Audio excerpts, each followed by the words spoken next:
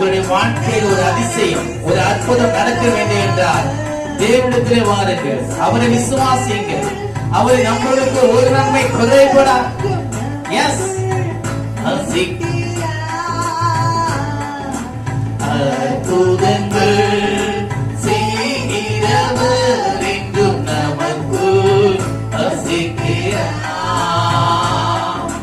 செங்கடலை இரண்டாக பிரித்திட்டார் அதிசய. எப்படிப்பட்ட தடைகள் இருக்கலாம் உங்களுடைய வாழ்க்கையில், அதை மாற்றி போடுகிறவர் உங்களுக்கு முன்பாக கடந்து போகிறார். கோயில் காற்றித்த மாறையாலே அடக்கினார் அதிசய.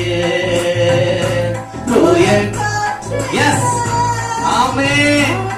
புயல் போல மாறுங்கள், கவலைகள் உங்களை நெருக்கலாம். தேவனுடைய வார்த்தை சொல்லுகிறது, எல்லாவற்றையும் மாற்ற அவர் சித்தம் இருக்கிறார். எஸ், அவருடைய வார்த்தை வல்லமை உள்ளது.